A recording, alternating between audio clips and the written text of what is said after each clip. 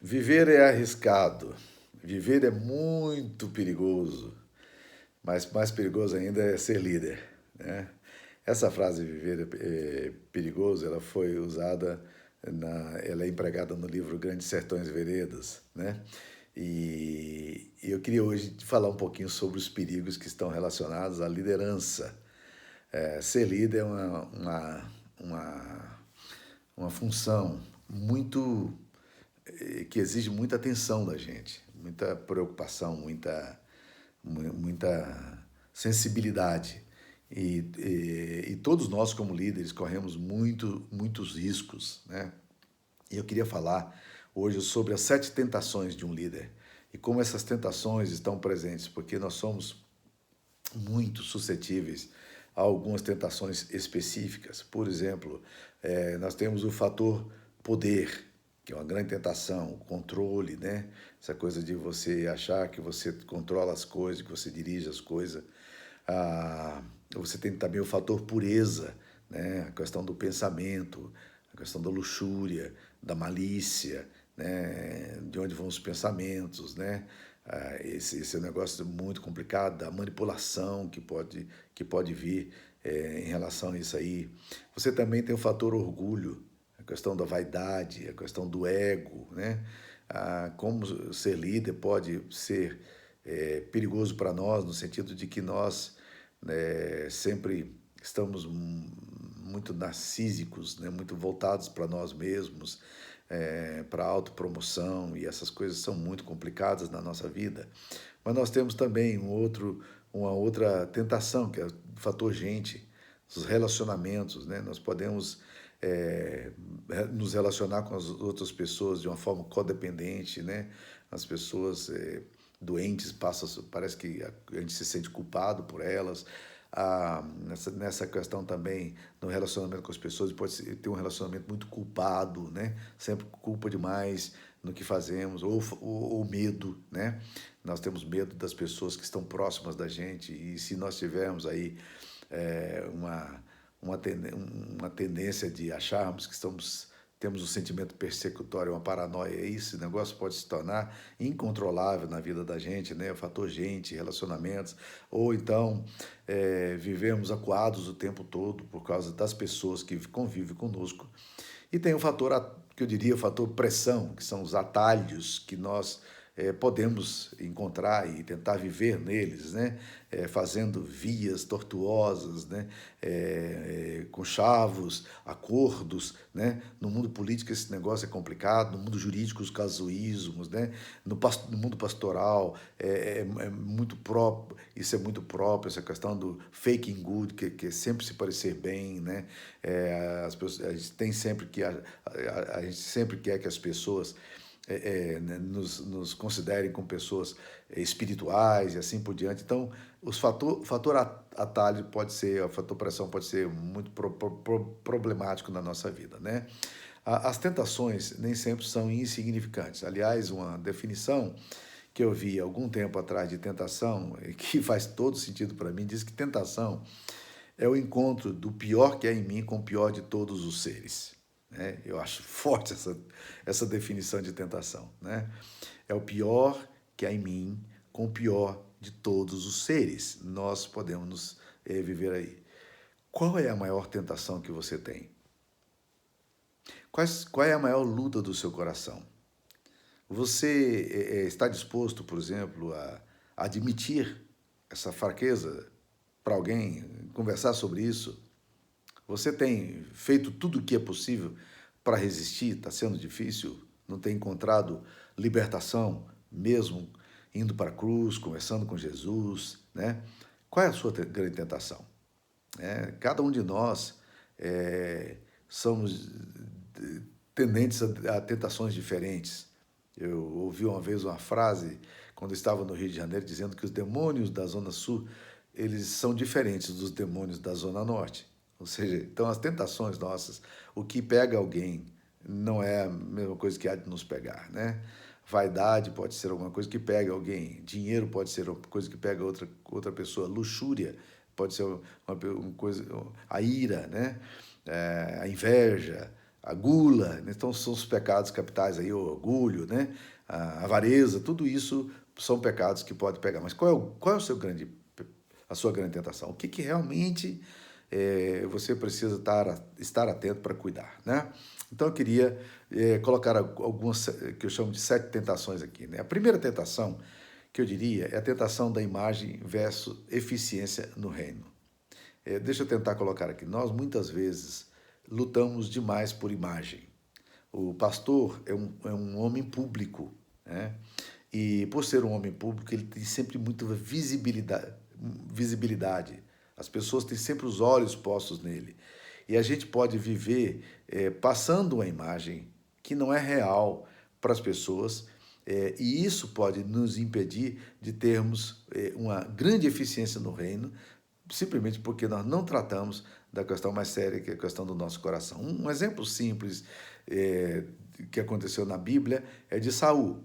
A Bíblia diz que Saul levou 7 anos para construir o primeiro altar. Mas a Bíblia diz que quando Samuel vai confrontar Saul com o seu pecado, e ele pergunta, onde está Saul? Os homens responderam, ele subiu ao monte e fez um monumento para si. Ou seja, antes de fazer altares para Deus, ele estava preocupado com os monumentos para ele. E isso, meus queridos, é um negócio muito, muito sério na liderança.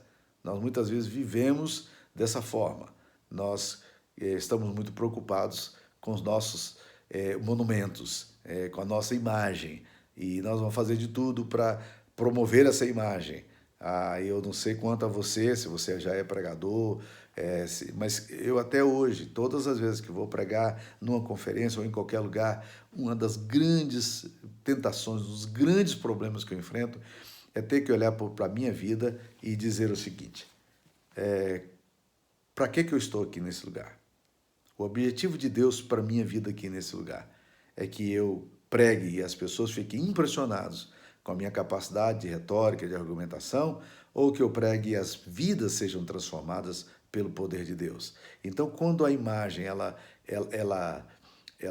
atropela a eficiência no reino, é exatamente porque a vaidade, o orgulho, a autoimagem tá sempre em primeiro plano. Então, essa é a primeira tentação que eu gostaria de colocar aí. Perguntas aí para reflexão. Se seu trabalho não vai bem, você se sente tranquilo desde que sua posição na igreja não esteja sendo ameaçada?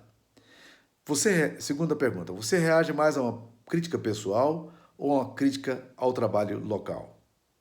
Terceira pergunta, você é tentado a providenciar desculpas e exagerar na análise dos motivos pelos quais seu trabalho não floresce? Quarta pergunta, você investe mais sua energia se desculpando do que pensando em novas estratégias de expansão do reino de Deus? Quinta pergunta, você tem tomado posições visando proteger seu status e posição em lugar de pensar no crescimento da obra? Todas essas perguntas aqui têm a ver exatamente com o primeiro ponto e eu queria deixar essas perguntas aqui para você. E como orientação, eu diria o seguinte, não segure seu trabalho como refém, como objetivo de autoproteção, como segurança pessoal ou desejo de reconhecimento. Esteja disposto a se sacrificar tanto quanto possível em favor da obra.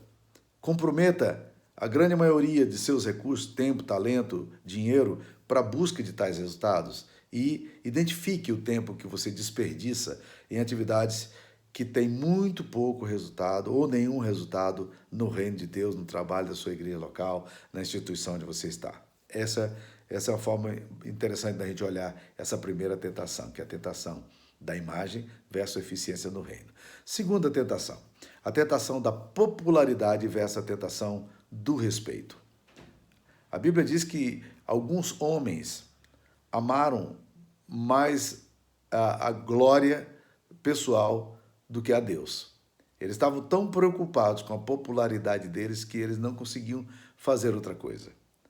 Em Gálatas capítulo 1, versículo 10, 2, versículo 10, você vê uma situação muito complicada na qual Paulo confronta Pedro, porque Pedro estava querendo a popularidade da igreja de Jerusalém. E por isso ele agiu contra o evangelho, né? Então, muitas vezes, meus queridos, nós estamos tão preocupados com que o nosso nome estar bem, com a popularidade da gente, que a gente compromete a glória de Deus. E pastor é muito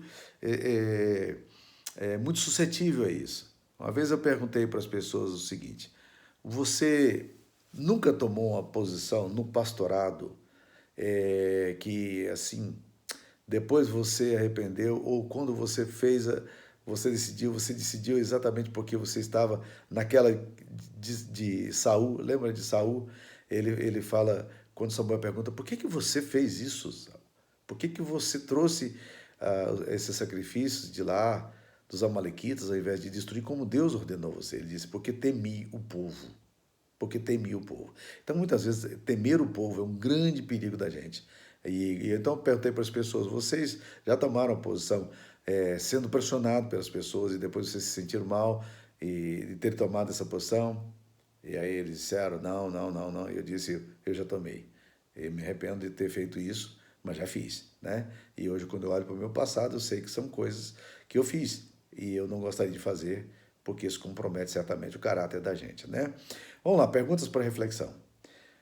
Você é mais propenso a perder o sono à noite porque alguém está com raiva de você ou porque a sua igreja não está avançando com os perdidos? Segundo, você confere poder às pessoas mesmo estando consciente de que elas estão erradas apenas para que permaneçam bem com você?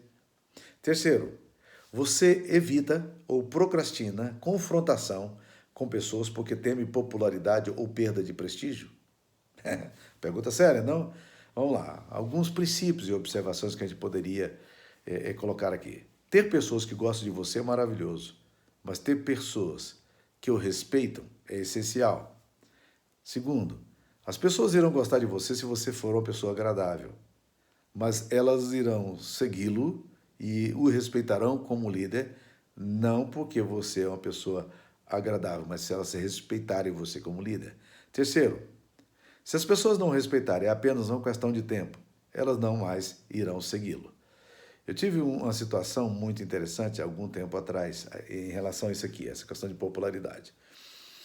Um casal muito querido da minha igreja me procurou e eles me disseram o seguinte: a minha filha vai casar fora do Brasil e nós queremos que o senhor faça o casamento dela, não pagar a passagem sua e da sua esposa, vai ser na Itália e nós queríamos que o senhor fosse lá para fazer o casamento dela. E eu tinha feito o casamento dela aqui no Brasil e ela tinha divorciado, por motivos fúteis, na minha visão. E aí, quando ela falou, você iria fazer o casamento dela? Eu respondi na hora, sim, sim, claro, claro, claro que eu vou, vamos sim, tá? E até fiquei alegre com o convite. Desliguei o telefone, peguei o telefone novamente, sentindo mal, péssimo, né? E eu liguei para essa pessoa e disse o seguinte, olha, eu te disse que eu faria o casamento da sua filha, mas eu não tenho condição de fazer o casamento da sua filha. Ela se divorciou por um motivo que para mim não era um motivo relevante. Ela não esgotou, ela não trabalhou, ela não quis lutar pelo casamento dela e eu não quero abençoar, dar outra bênção para ela num negócio tão complicado como esse. Muito obrigado. E sabe o que ela falou? A pessoa que havia me convidado, sabe o que ela falou? Eu esperava do senhor essa resposta. Eu esperava do senhor essa resposta. Não é interessante isso aí, né? Então, orientações práticas aí. Mantenha-se firme nas suas convicções e pare de se preocupar com aquilo que as pessoas irão pensar. Uma pequena turbulência no barco não machuca ninguém. Pelo contrário, pode fazer com que a viagem se torne até mais interessante. Segundo, confronte pecado e comportamento impróprio com uma amorosa, mas firme convicção. Terceiro, a frase de Eugene Habecker. Como cristãos, confrontamos as pessoas não para envergonhá-las, colocá-las para baixo ou humilhá-las, e sim porque temos o compromisso de fazer com que elas atinjam o seu potencial e a maturidade em Cristo. Terceira tentação. A tentação da certeza versus da originalidade. O que é isso aí? Que muitas vezes nós só queremos fazer as coisas quando estamos 100% certos. E, meus queridos irmãos, é melhor estar 80% correto e fazer as coisas acontecerem do que 100% correto e depois de haver passado a oportunidade. Muitas vezes nós não temos todas as certezas. Aqui em casa é muito comum a minha esposa e principalmente o meu genro, né? E quando ele fala uma coisa e eu digo sim, e ele diz, você tem certeza? Aí eu falo, não, eu não tenho certeza. Aí todo mundo ri, né? Porque nem sempre a gente tem todas as certezas da vida. Óbvio que não estou falando de questão ética, questão moral, mas nem sempre a gente tem todas as certezas, né? Então essa tentação de você ficar sempre muito ter todas as certezas pode ser um problema sério, né? E há pessoas que se orgulham em ter todas as respostas prontas, mas e por isso se vê ocasionalmente envolvido em detalhes desnecessários e são demasiado temerosos sobre a possibilidade de estar errado ou de cometer erros, e aí nunca se arriscam. Por quê? Porque há um provérbio japonês que fala que o medo de perder não deixa a gente ganhar. Então, uma vez que você já adquiriu todas essas informações necessárias, ainda assim é difícil para você decidir o que fazer. Pense nisso aí. Às vezes a gente quer todas as coisas certas, todas as respostas, e nem sempre vão ter todas as respostas. Existem determinadas coisas que a gente faz na vida, né? E a gente não tem todas as respostas. Óbvio, a gente precisa ter o máximo que a gente puder, mas ter todas as certezas em todo o tempo, né? Eu já comecei projetos de plantação de igreja e tive que fechar, não, ou seja, foi um tempo de investimento, né, de energia, de recursos pessoais, a coisa não caminhou, né? Então, princípios e observações. Líderes provocam movimento. Líderes fazem as coisas acontecerem. Isso é coisa de líder, né? Então, o líder não tem toda a certeza, mas ele é capaz de fazer as coisas acontecerem. Como líder, você não pode se dar ao luxo de manter segurança pessoal acima dos riscos que você tem de assumir. O seu povo irá aprender a se beneficiar muito mais com a decisão errada em busca das coisas certas do que com o fato de ficarem paralisadas por nenhuma ação em virtude do medo de não acertarem com essa decisão, né? Muitas vezes a gente tem tanto medo, tanto medo, tanto medo e o medo é paralisante, né? Há muitos pastores que poderiam estar fazendo mais, há muitos ministérios que poderiam ser mais ousados, mas eles têm tanto medo, tanta incerteza, e eles querem ter todas as coisas na mão para tomar a decisão. Eu nunca comecei uma construção de um templo tendo dinheiro para construir. Nunca. Nunca. Né? Eu já plantei igrejas que eu não sabia de onde tirar recursos. E o dinheiro aparecia. Ah, é irresponsabilidade? Não, não. Existe, eu acho que a gente tem que também colocar um pouco de fé. Lá no orçamento que nós fazíamos nos Estados Unidos, era muito interessante um princípio que o nosso conselho lá adotou, o Conselho Americano e Brasileiro. O princípio era o seguinte: nós fazíamos orçamento, chegava no final do ano, disse, gente, vamos colocar. Aí nós batíamos o orçamento, eventualmente, todo ano, graças a Deus, a gente alcançava o orçamento e a gente colocava acima do orçamento, né? Nós colocávamos o que a gente chamava de um projeto de fé. Ou seja, vamos colocar um pouco mais de fé nesse projeto nosso aqui. E era muito interessante, sempre as coisas aconteciam, né? Eu estou aqui há 19 anos no meu pastorado, né? Teve um ano que nós não alcançamos nosso orçamento e era muito arrojado, né? E quando nós fizemos lá, por incrível que pareça, faltavam, assim, uma coisa de 1.200.000, 1.300.000, faltava coisa de 2, 3 mil reais de arrecadação. Nós não batemos o orçamento. E na hora que nós discutimos isso na reunião do conselho, um dos membros do conselho virou e disse, ô irmão, eu estou me sentindo péssimo, porque eu deveria ter entregue o meu dízimo no tempo e eu não entreguei, estou com o dízimo para ser entregue e por causa disso nós não alcançamos a nossa meta. E eu brinquei com ele, nós brincamos com ele, dizendo, então temos aqui um Jonas do barco, né? Isso é isso que está acontecendo, né? Então, vamos lá. Então, você tem que estar aberto a cometer erros, né? E aprender a discernir que você precisa tomar uma decisão, né? Confie na sua intuição um pouco, né? Confie naquilo, e caminhe com pessoas também mais ousadas, mais de fé. Isso é muito importante, né? Pense no que pode estar impedindo o fato de você agir. Medo ou falta de foco, né? Você tem medo de errar, medo de comprometer o quê, né? A sua glória, a sua reputação, qual é o ponto, né? Ou você pode chegar de repente e dizer, gente, nós fizemos um planejamento, mas esse planejamento não deu certo, né? Arrependimento é uma virtude cristã, nós podemos nos equivocar, sim, e podemos errar, sim, tá? Isso é possível, tá? Quarta tentação que eu colocaria aqui, é a tentação do sucesso versus integridade, né? Alguém disse o seguinte: lidere sua vida de tal maneira que você não tenha receio de vender seu papagaio à maior fofoqueira da cidade, tá? Então, seja íntegro. Não sacrifique nunca a sua integridade por causa do sucesso. As perguntas que você pode fazer para reflexão, que eu enumerei aí, é o seguinte: você tem sido tentado em ir em direção da rápida aquisição, ainda que a custo de, no futuro, ferir a sua integridade? Tome cuidado com isso, né? Existe um dos maiores doadores do Ministério do Instituto Haggai. Ele é um cara muito interessante. E ele falou o seguinte: se você perder tudo e você não perder a sua integridade, você pode retomar tudo. Tá? Então, não tenha medo de perder, não, mas tenha medo de perder a sua integridade. Tá? O nome desse autor é Paul Meyer. Então, ele fala sobre isso aí. Você já se surpreendeu pensando naquilo que você está fazendo, perguntando: isso aqui de fato é para o Senhor? Ou é coisa minha, para minha própria satisfação? Diante da possibilidade de perder um negócio da China, você torce a verdade para ter ganho? Uma pergunta aí para sua reflexão. Ou outra pergunta para reflexão: você se torna defensivo ou agressivo com os seus subordinados se eles questionam a sua integridade? Né?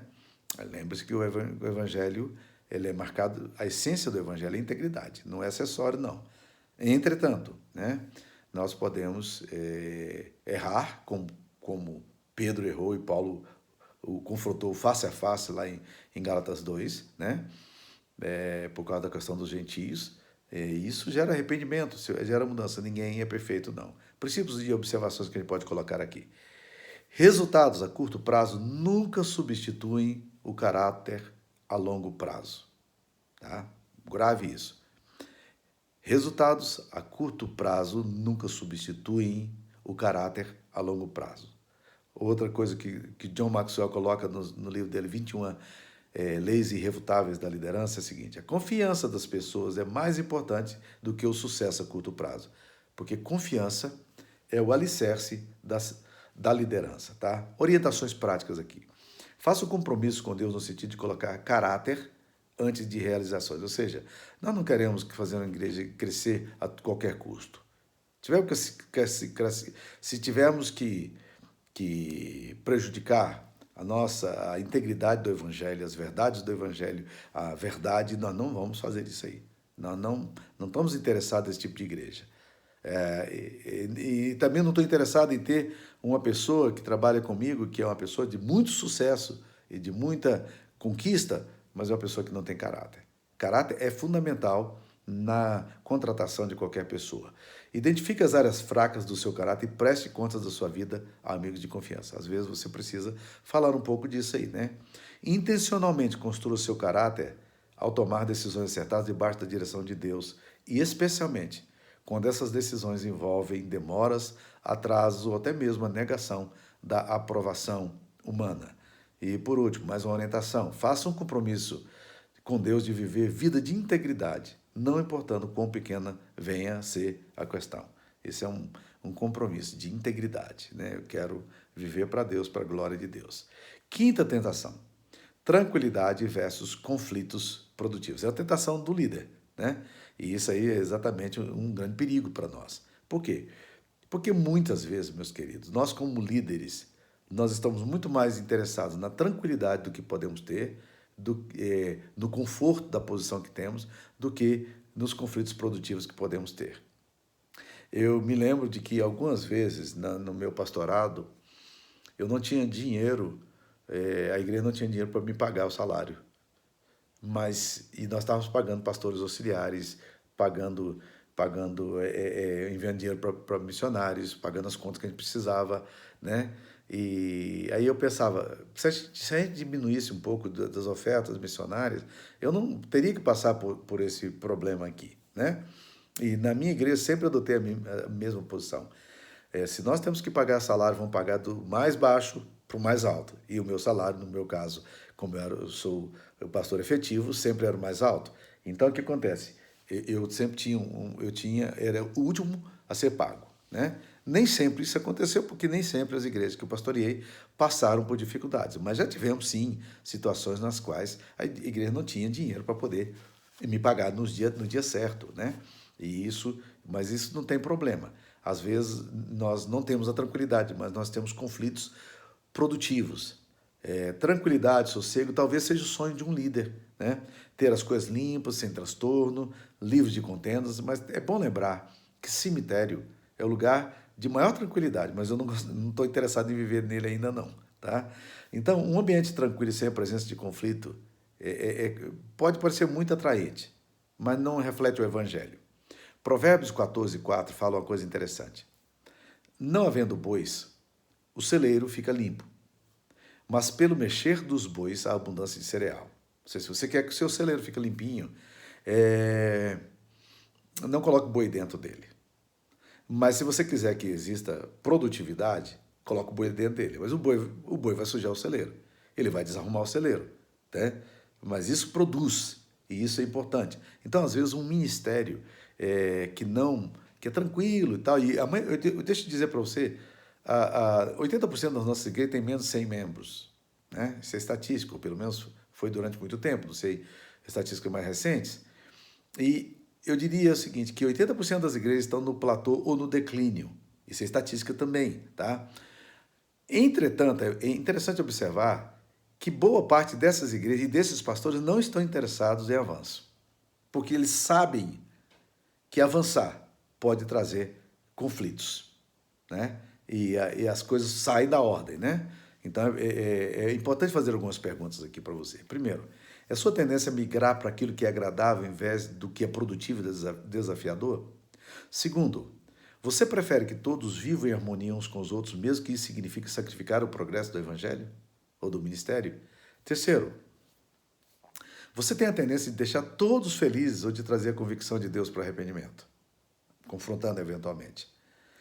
Quarto, você está mais confortável com as coisas organizadas do que com as coisas desafiadoras? Outra pergunta para reflexão. É sua tendência trazer para perto de vocês líderes que o seguem facilmente ou líderes que o desafiam? Outro ponto bem importante para a gente poder considerar, né? Então, princípios e observações. Movimento causa fricção e líderes causam movimento. Segundo, conforto produz status quo, que em geral leva ao declínio. Todas as vezes que está havendo progresso, você pode ter a certeza de que surgirão questões ambíguas. Essa é a natureza do progresso. Terceira observação que eu colocaria aqui. O status quo não se sustenta. É apenas um passo antes de se perder o chão e iniciar o retrocesso. As pessoas, de um modo geral, gostam de maré mansa e tranquila, mas as histórias que elas contam aos seus netos são dos tempos difíceis e de como Deus lhes deu vitória no meio da dor. Não é fantástico isso aí, né? Orientações práticas. Tolere discordâncias por algum tempo e se ela contribuir para a missão a longo prazo. Grandes líderes são feitos em tempos difíceis. Segunda orientação. Dê permissão para as pessoas discordarem e desafiarem umas às outras, contanto que isso não produza ferida nos relacionamentos, inclusive desafios e discordâncias com você. Terceira orientação. Selecione líderes que o desafiam e lhe moldem, e não apenas aqueles que o louvam e concordam com você o tempo todo, né? Vamos para a sexta tentação. A sexta tentação, que eu colocaria, e é o sexto perigo aqui, é de autoproteção versus confiar nas pessoas. Como líder, você talvez faça a opção de estabelecer uma certa distância, a fim de se prevenir contra feridas, rejeições, traições. E, infelizmente, essa mesma distância tem o potencial de reduzir fortemente a sua liderança. Então, não opte pela autoproteção, tá? Autoproteção e risco. Perguntas para reflexão aqui. Você prefere estar certo ou ser autêntico e vulnerável? Segunda pergunta. Você experimentou algumas feridas no passado a ponto de haver tornado difícil hoje confiar nas pessoas? Terceira pergunta. Você se sente mais confortável ao manter suas fraquezas para si mesmo? Quarta pergunta. Quando mentoreando seus líderes mais influentes, Você é inclinado a usar histórias sobre o seu sucesso ou sobre os seus erros e fracassos? Eu gostei muito de uma frase do Rick Warren, algum tempo atrás, acho que no livro dele, Vida com Propósito. Ele falou uma coisa interessante, ele diz que sucesso gera competição, fracasso gera comunidade. É incrível. Quando você admite os fracassos e erros, como isso vulnerabiliza você, mas se torna você mais respeitável. Princípios e observações. Vamos lá nessas observações. Você pode impressionar as pessoas à distância, mas você só poderá influenciá-las se elas estiverem próximos de você. Segundo, as pessoas se conectam muito mais com suas fraquezas do que com seus pontos fortes. Jack Miller fala uma coisa interessante. Você é muito pior do que você pensa que é. Porém, a graça de Deus também é muito maior do que você imagina que seja. Terceiro princípio. O maior de todos os riscos é arriscar a si mesmo. E é isso que produz o maior de todos os resultados. Tá? Orientações práticas. Reflita sobre sua confiança pessoal em Deus. Líderes que têm problemas de confiar em Deus, enquanto também problema em confiar nas pessoas. Seja honesto, aberto, autêntico com as pessoas. Vulnerabilidade nos capacita a identificação com as pessoas. Sucesso cria competição, fracasso cria comunidade. Preste contas da sua vida a uma pessoa ou amigos. Você pode sonhar, como diz o Walt Disney, você pode sonhar, você pode criar e edificar a ideia mais maravilhosa desse mundo, mas você sempre terá que depender das pessoas para fazer com que o seu sonho se torne uma realidade, tá? E sétima e última tentação, para a gente poder fechar essa palestra sobre os perigos da liderança, né? A autossuficiência versus dependência de Deus.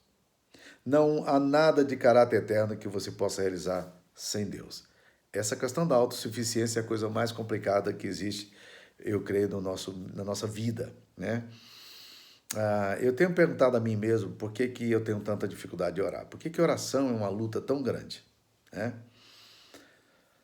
E quando você pensa nisso aí, uma das coisas que você pode responder é o seguinte: você foge da oração porque a oração, você não se sente muito necessitado de Deus. Essa que é a grande verdade. Você não sente muita necessidade de Deus. O discurso é que você precisa de Deus, mas a prática talvez eu não precise de Deus, né? Algumas observações. É impossível realizar sem Deus o tanto quanto você pode realizar com Ele. Jesus foi muito claro com seus discípulos. Sem mim nada podeis fazer. O apóstolo Paulo fala lá em 1 Coríntios 3. Eu plantei, Apolo regou, mas quem dá crescimento é Deus, a obra é de Deus, né? A dependência de Deus requer essa interdependência ou essa dependência que nós precisamos ter, né? Então, orientações práticas aí. Confesse seus pecados numa base regular e admita a sua dependência a Deus. Pergunte a você mesmo, por que você não está vivendo uma vida de dependência? Sonhe seus sonhos e faça os seus planos em tempos de conversa a sós com Deus. Converse com Deus sobre isso que você está fazendo, né? Se Deus está dentro dos seus sonhos, o D.L. Moody falava isso aqui, né? Se Deus está dentro dos seus sonhos, então é melhor que esses sonhos sejam bem grandes, né? E faça uma lista dos seus pontos fortes e das suas fraquezas, celebre ambos e consagre-os a Deus. Bem, essa lista que eu fiz aqui não é uma lista que eu diria exaustiva, obviamente não é, mas eu queria dizer para você que ser líder nos expõe grandemente. Há um texto de Tiago que me chama muita atenção. Tiago diz o seguinte: não nos tornemos, muitos de nós, mestres, sabendo que haveremos de receber maior juízo. O fato da gente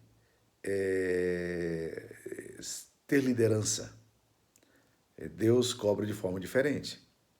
No Antigo Testamento, um príncipe ou um sacerdote, ele não podia oferecer a Deus um sacrifício pequeno. O sacerdote ou um príncipe, quando pecavam contra Deus, eles tinham que oferecer o sacrifício de um novilho, não podia oferecer um par de rolinhas, não. Por quê? Porque o sacrifício deles, o pecado deles, possuía maiores implicações do que o pecado de uma pessoa comum. Nós estamos na liderança. Deus nos chamou para sermos líderes. Há muitos perigos, mas os perigos não podem tirar de nós a graça de continuar crendo que Deus nos chamou para liderar e que Deus vai nos abençoar com isso. Aos diáconos, se algum diácono estiver me ouvindo, eu gosto muito de um texto de 1 Timóteo 3,10, que fala assim, aqueles que exercem, diz assim, os diáconos sejam primeiramente experimentados e se mostrarem irrepreensíveis, exerçam o diaconato. Pois aqueles que exercem bem o diaconato alcançam justa proeminência diante de Deus e muita intrepidez na fé. Olha as bênçãos que estão contidas na questão da liderança. O fato de você ser um diácono, um líder na igreja, como isso é importante. Há muito perigo na liderança, mas somos muito abençoados em sermos líderes. Que Deus abençoe você. Se você quiser compartilhar esse vídeo, você pode fazer um compartilhar aí para sua liderança, para pessoas que você queira compartilhar, e isso potencializa essa aula e pode ajudar certamente muitas outras pessoas, se você julgar que ela é importante, tá? É isso aí, Deus abençoe, fique na paz.